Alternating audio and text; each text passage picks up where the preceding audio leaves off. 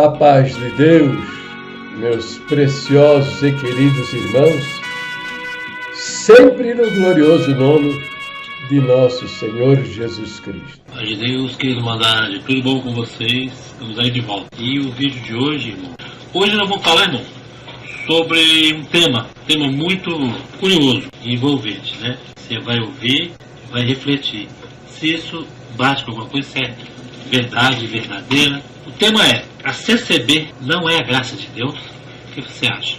A CCB tem heresias? Então, tá bom, né, meus queridos irmãos? Vamos atender ao pedido do nosso querido e precioso irmão, nosso Paulo Guedes. Esqueci o sobrenome dele, né? O nosso querido irmão CCB sem reforma. Tá bom.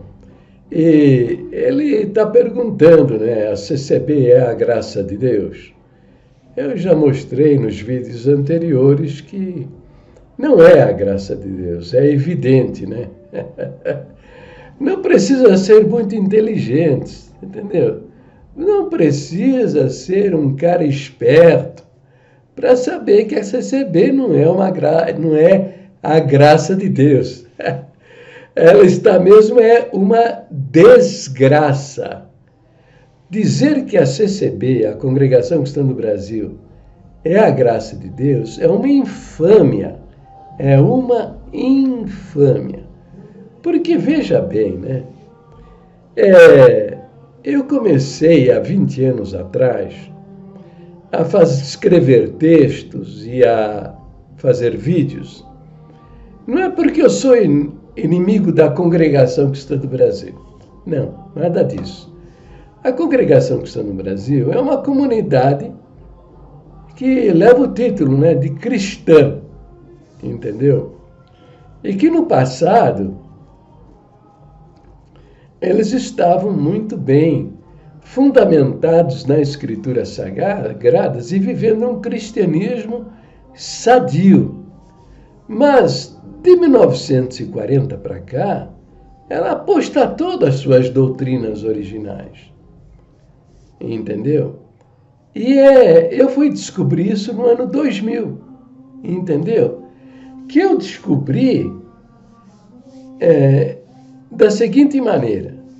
Tem um nosso irmão, ele é ministro, ele estava na minha casa, e eu perguntei para ele: eu não entendo, irmão, o seguinte, por que, né, vem gente de todo o Brasil, se reúne lá no Brás, ficam 3 dias lá, trancados, e no final vem uma listinha de ensinamentos, coisas bobas, né, coisas que eram boas há 4, 5, 6, 8 anos atrás, hoje já não serve mais, mudou a coisa, né?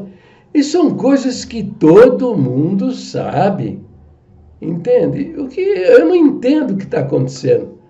O que é isso? Aí ele rapidinho, ele foi lá, pegou a pastinha, abriu o zíper, né? Zup, né? E de lá tirou a sua Bíblia e no meio tinha uma lista. E ele me entregou e falou: é porque tem 2 listas. Eu falei: 2 listas? Como? Ele falou assim: uma é para consumo geral, é para ser lido em todos os cultos, depois da Assembleia, que são essas que você conhece. E tem uma outra lista secreta que é dirigida só aos membros do ministério, é só os anciãos que podem ler. Falei: não diga. E ele me deu, né? E eu olhei. E eu vi lá um ensinamento que eu achei importante, porque eu estava querendo conversar com ele a respeito disso. O ensinamento dizia que o ministro na tribuna não deveria fazer referências à sua própria vida, né? As coisas que aconteceram em sua vida, porque isso gera o culto à personalidade, gera a idolatria, entendeu? E eu estava com desejo de falar com esse irmão, porque ele era useiro e vezeiro nessa prática. Filho de uma família pobre, Ele contava, na tribuna, que muitas vezes ele saía de casa com fome, né? Na marmita levava uma banana, às vezes não tinham o que levar. Eles estavam passando por necessidades, né? Que ele tinha desejo de comer um doce, um salgadinho, e ele não tinha dinheiro. Então, o que ele fazia? Como ele trabalhava de office boy, e a empresa dava dinheiro para a condução, ele andava longas distâncias a pé para comer alguma coisa com esse dinheiro. Comeu até uma paçoquinha, uma cocada, um pé de moleque. Entende? Ele contava essas coisas o tempo todo nos cultos, né? E eu estava para falar com ele a respeito disso. Eu li lá na lista e falei, nossa, que bom, que importante. Mas o outro ensinamento que eu li dizia o seguinte, que os anciãos, eles não deveriam casar, viúvos, né, os anciãos viúvos, eles não deveriam casar-se com mulheres divorciadas, irmãs divorciadas ou viúvas. Aliás, naquele tempo não tinha divórcio, era desquite. Então, desquitadas ou viúvas, né? Então, eles deveriam casar só com moças virgens, né? Ou mulheres virgens. Eu achei aquilo um absurdo, porque isso é coisa do Velho Testamento. Lá os sacerdotes do Velho Testamento é que deveriam fazer isso.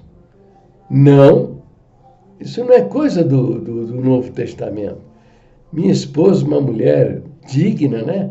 Eu sou o único homem na sua vida e se ela ficar viúva e um ancião se apaixonar por ela e vice-versa, e ela não pode casar-se, por quê? Porque ela é viúva? Isso não é do Novo Testamento, né? Então, só que ele rapidamente ele tirou a lista da minha mão, entendeu? Porque ele lembrou que isso era exclusivo do ministério. E eu, então, comecei a refletir sobre esse assunto. Porque esse irmão, entendeu? Ele é meu concunhado, tá? Então, o que eu vou relatar aqui aconteceu dentro da minha família. Os meus familiares viram isso, tá? São testemunhas destes fatos, entendeu? O pai dele, ele entrou numa contradição, tá? Ele não era crente, como a grande maioria de vocês não são crentes em Jesus Cristo. Vocês são religiosos, vocês são seguidores de uma salvação por meio de boas obras, de uma salvação que é uma lista de coisas, entendeu? Que você deve fazer. E uma lista de coisas que você não deve praticar. Você não pode usar bigodão, você não pode usar costeleta, você não pode usar barbicha, você não pode usar camiseta regata, entende? Você não pode usar uma bermuda, entende? A mulher não pode cortar as pontas do cabelo, a mulher não pode usar uma blusa sem manga, a mulher não pode usar um enfeite qualquer, um batom, um rouge, um perfume. Teve um tempo, presta atenção, se vocês não são idiotas, completos idiotas, teve um tempo que você não podia usar desodorante. Se você usasse desodorante e entrasse no templo, o porteiro ele sentiu o cheiro, ele já ia denunciar você para o cooperador, para o ancião. Entendeu? E já vinha a palavra. Irmãos, que nós temos que ter o bom perfume de Jesus Cristo, não o perfume do mundo. E quem anda pelas coisas do mundo está na desobediência, está na iminência de perder a alma e cair no fogo do inferno. Entendeu? CCB Sem Reforma andou fazendo uns comentários do vídeo anterior, onde eu trato da bibliomancia, né? Aí ele fala que os pastores estudam a Bíblia em casa, e aí vão pregar na igreja com tudo preparado, e tal, e tal, e tal. Entendeu? Uma loucura, defendendo o misticismo, né? A cartomancia, não, opa, desculpa aí, a bibliomancia. Mas esse tipo de prática que essa turma faz resulta na falsificação da palavra de Deus. Porque o ensino das Escrituras que fala sobre o bom perfume de Cristo, porque para Deus somos o bom perfume de Cristo, nos que se salvam e nos que se perdem. Isso não tem nada a ver com desodorante, entende? Não tem nada a ver com um sabonete, banho que você toma, passa o sabonete no corpo, depois passa um desodorante, põe um perfume. Então isso aí chama-se falsificar a palavra de Deus. Um desodorante, entendeu? Muitos irmãos perderam a liberdade por ter um televisor dentro de casa. Tinha ancião que escondia o televisor, tinha ministro que escondia o televisor dentro do guarda-roupa. Aí sentava na beirada da cama, abria as portas do guarda-roupa e ligava a televisão, ficava assistindo televisão assim desse jeito, entende? Muitos perderam a liberdade por usar a televisão. Hoje você tem televisão aqui, ó. Entende? Então, tudo isso são idiotices. Esses caras são idiotas. Entendeu? Aí você está indo atrás deles. Em vez de raciocinar com a sua cabeça, você, porque tem a mente manipulada, raciocina de acordo com o que eles querem que você pense. E você tem que pensar conforme a Escritura ensina. Porque a nossa doutrina diz que a Bíblia é a nossa única e perfeita guia de fé e conduta. Abra aí o seu inário. Abra no seu inário o primeiro ponto de doutrina, que é a Bíblia, não é o bocão do homem aí, para guiar a sua vida, entende? Se você conhece a Bíblia, você não precisa desses homens. O pai desse irmão aí que tinha ministério, ele entrou numa contradição, ele entrou num adultério, mas ele não era crente, era um religioso, entendeu? E ele era necessitado, dependente da boca destes homens. Ora, o crente verdadeiro aprende uma coisa: se você é dependente da boca de homens, você não é crente. Você não é crente em Jesus Cristo, você não tem habitando em você o Espírito de Deus. Porque quem é crente de verdade, quem é crente verdadeiro, nasceu de Deus, ele tem habitando nele o Espírito Santo. E o Senhor Jesus disse que ele vos ensinará todas as coisas e vos fará lembrar de tudo que eu tenho dito. Então, um crente verdadeiro é guiado pelo Espírito que habita nele, pelo Espírito Santo que fez do seu corpo o seu templo, a sua habitação. Não depende da boca de homens. Compreendeu? Mas ele não era crente, ele era um homem religioso, dependente dessas pregações malucas. E ele precisava ir ao culto. Quando ele entrava, já o ancião cooperador já gritava: fora daqui, você não é das minhas ovelhas, você é um cadáver, você está morto. Entendeu? Aí eu comecei, eu até o momento em que eu não sabia de lista secreta de ensinamento, desse ocultismo mentiroso e desgraçado que vivem esses filhos do inferno, entendeu? Eu não entendia por que o cooperador estava falando aquilo, por que o ancião estava fazendo esse tipo de pregação, porque o Deus que eu conheço nunca andou com cara escondida, nome falso, usando listas secretas de ensinamento, manipulando as mentes das pessoas com mensagens subliminares para controlar a mente das pessoas. Ele nunca fez isso. Ele falou: eu falei abertamente ao mundo e eu nada disse em oculto. Na cruz do Calvário ele disse: Pai, perdoa-lhes, porque eles não sabem o que fazem. E ele falou isso para quem? Para quem o ofendeu, insultou, agrediu, maltratou, cuspiram no rosto dele, ele foi esbofeteado, entende? Puseram-lhe uma coroa de espinho na cabeça e pregaram ele na cruz.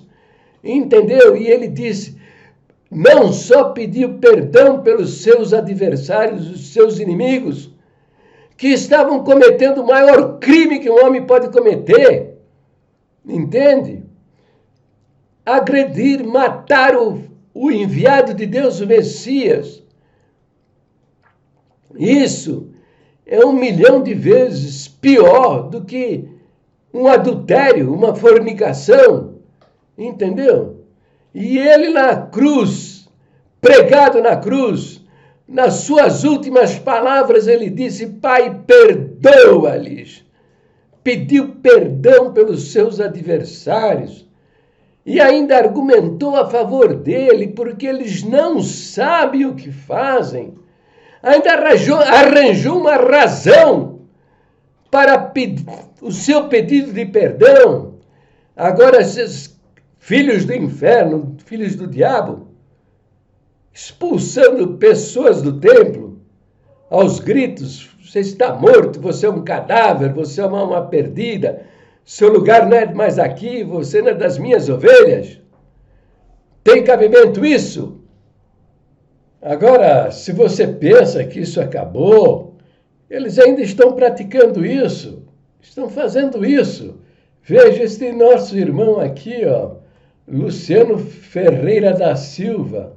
Ele viu esse vídeo aqui, ó, aprendendo com o canal da Beriana, parte 6, tá vendo? Olha só o comentário que ele deixou. Essa irmã tem coragem, não é omissa e nem baba aos ovos do ministério.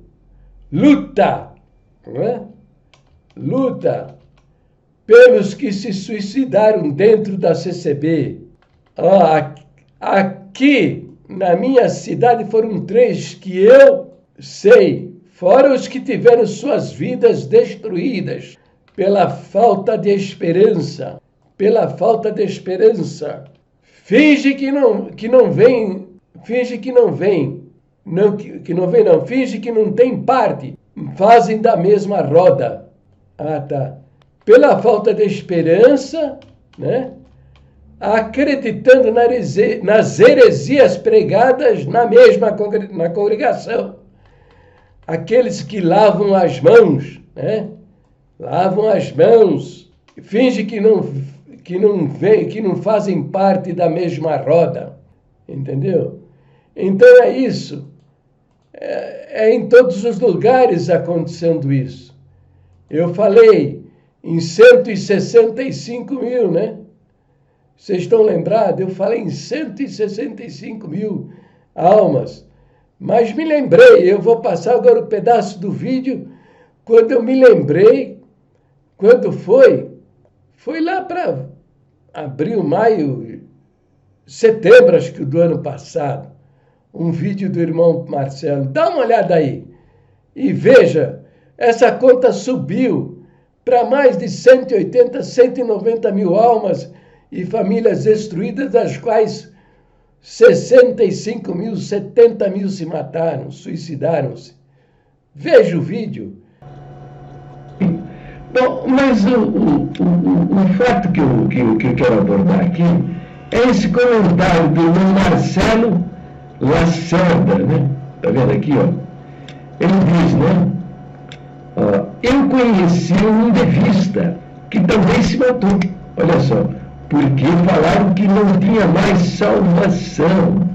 Entendeu? O cara certamente entrou numa contradição, eu não sei o que é. E lá o Deus da congregação expulsou ele da igreja.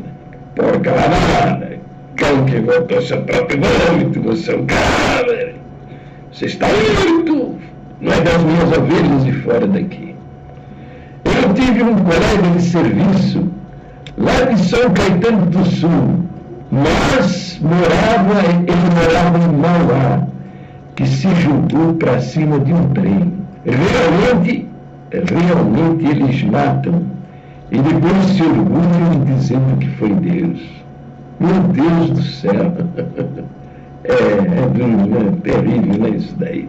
Aí eu me lembrei, meu Deus, olha só, vendo esse comentário do irmão Marcelo Lacerda, né? Eu me lembrei, eu trabalhava, isso aqui foi no ano de 1976, 75, 76. Eu trabalhava na Avenida Prestes Maia 241, nesse prédio aqui, ó, tá vendo? Nesse prédio aqui, Palácio, era o Zazur, exatamente, o Zazur. O senhor me trouxe à memória, o Palácio Zazur, entendeu? Lá na Avenida Prestes Maia, está lá até hoje, tá? E tinha um assessorista, ele era nosso irmão.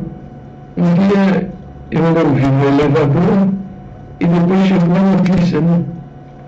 Ele havia se suicidado, né? Sabe onde foi que ele se matou? Sabe o que ele fez? Tá? Isso foi em 1975, 76. Eu me lembrei agora, perto do Palácio Zazur, eu trabalhava acho que no 18º andar desse prédio aqui, e ele é assessorista. Ele se suicidou atirando-se de onde? Vou mostrar aqui para vocês, ó. Ele era da comunicação de Itaim, Viaduto do Chá. Vamos ver se nós vamos ver uma fotografia dele aqui. Aqui é a parte de baixo, né? Antigamente não era assim, agora é só pedestres, tá certo? Passam por aqui, tá? Mas antigamente não, era veículos. Então ele se suicidou por causa desses criminosos, tá? Então me lembrei, né? Me lembrei desse fato. Coisa horrível. Então, é o seguinte, é o que está aqui, ó. É o homem que se assume, né, o lugar de Deus. Vamos ver aqui na Bíblia, aqui, ó, 2 Tessalonicenses, capítulo 2, versículo 13 e 4. Diz aqui, ó, ninguém de maneira alguma vos engane, porque não será assim sem que antes venha a apostasia. O que é apostasia? É o desvio das suas doutrinas originais. Presta atenção, nós já vimos esse filme. O catolicismo romano, a igreja primitiva que saiu das mãos dos apóstolos, eles apostataram das doutrinas originais, virou esse negócio que está aí, a igreja católica apostólica romana. E eles passaram 1.200 anos queimando pessoas em praça pública, torturando, sabe? Funcionava assim, o negócio. Você tinha raiva do seu vizinho? Entendeu? Às vezes você queria pegar a mulher dele. O que você fazia? Você falava para o padre, ó, aquele cara ali está lendo a Bíblia. Aí os padres iam lá na casa e levavam a pessoa em um tribunal, até de perder a confissão. Tá? Ele era torturado. Aí o sujeito, para sair fora da tortura, confessava. E depois disso eles matavam. Roubaram os bens das pessoas, fizeram o diabo. 1.200 anos mataram milhões de pessoas. A congregação não pode fazer isso hoje. Se pudesse, eles estariam fazendo. Por quê? Porque eles apostataram das nossas doutrinas originais. Está aqui, ó. Eles estão agora buscando se colocar de acordo com as crenças deles.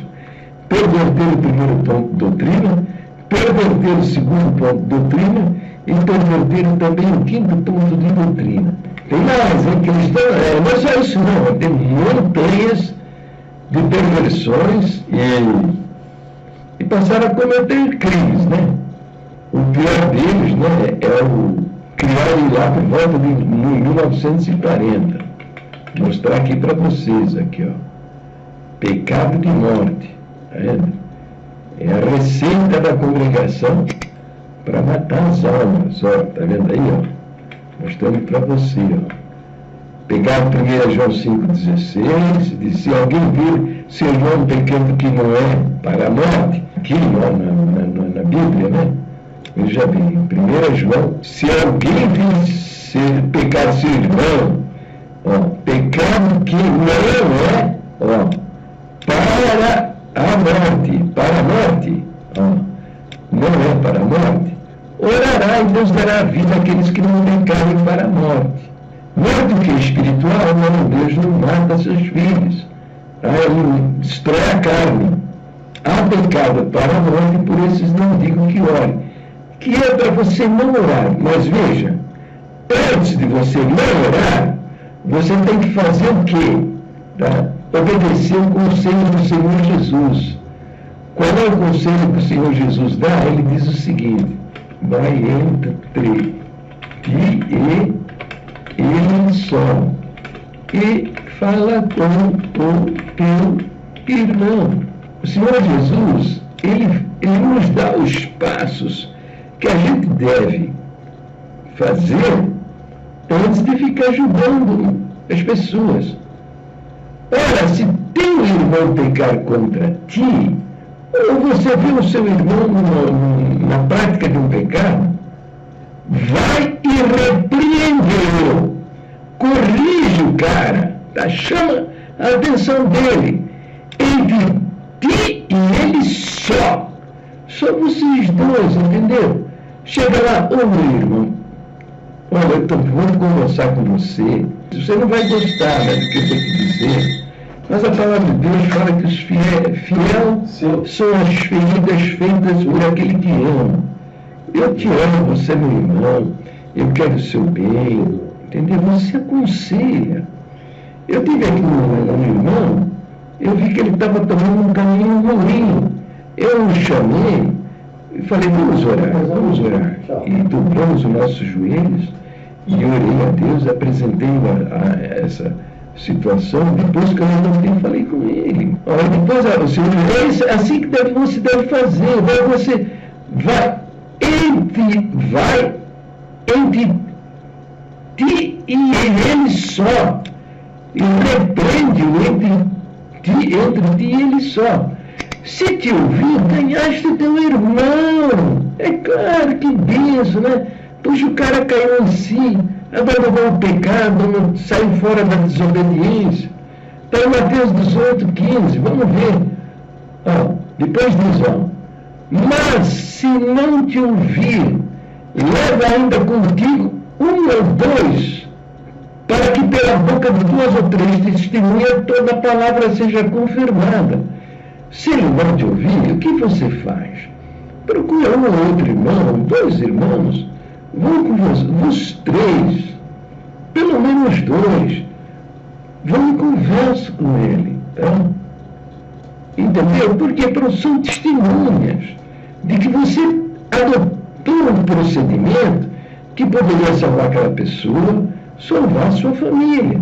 E se ele não as escutar, aí, se ele for rebelde, não escutar, diz-o à igreja. E se também não escutar a igreja, considera-o como um gentil e publicano. Aí você disciplina. Mas nada de dizer que perdeu a alma, caiu da graça, uma porca lavada. Entendeu? Porque isso não existe. Não existe. Então, lá por volta de 1940, eles fizeram isso. Alguém, não se sabe quem, que lugar, que dia, que hora, nada, não sabemos nada. Alguém abriu a Bíblia nessa loucura de tem que ter revelação. O cara sabe o versículo, não sabe nem o significado dele, e dali não vai tirar uma revelação. Pior ainda, é que todo mundo tem como verdadeiro. Lá no catolicismo romano, a Igreja Católica estabeleceu um dogma doutrinário, leva 100 anos, 150 anos, 200 anos. Na congregação não, é uma loucura total. O cara sobe na tribuna, abre a Bíblia em qualquer lugar, lê qualquer versículo, e daí ele tira uma revelação, uma asneira. Pois daquilo já cola na cabeça de todo mundo, vira um dogma. E no que o cara fez, ele sacou a preposição para e colocou a preposição dele. Criou um pecado de morte. E daí começou a matar pessoas e destruir famílias. Entendeu? Então, é isso que esse povo fez, matando milhares de pessoas e destruindo milhares de famílias. Agora, eu apresento estas coisas e o povo fica revoltado. Tá? Hoje, agora que eu ia fazer esse vídeo sobre o comentário do irmão Marcelo Lacerda, me lembrei desse irmãozinho assessorista do prédio lá onde eu trabalhava, né? Onde eu trabalhava, que um dia estava levando, cadê o irmãozinho? Aí depois chegou a notícia, se atirou do viaduto do chá, destruiu sua vida por causa dos criminosos. E veja se isso aí é a graça de Deus. Nada tem a ver com a graça de Deus. Eu ia entrar a explicar a terceira heresia que a Bíblia contém, mas já o vídeo está muito longo, eu vou fazer mais um. Tenham paciência, tá? Me aguarde. Para o vídeo por aqui. Deus abençoe a todos e fiquem todos na paz gloriosa do nosso Deus, sempre no nome precioso do Senhor Jesus. E se arrependam, se convertam, tá? Que vocês não são crentes e vão parar todos no inferno.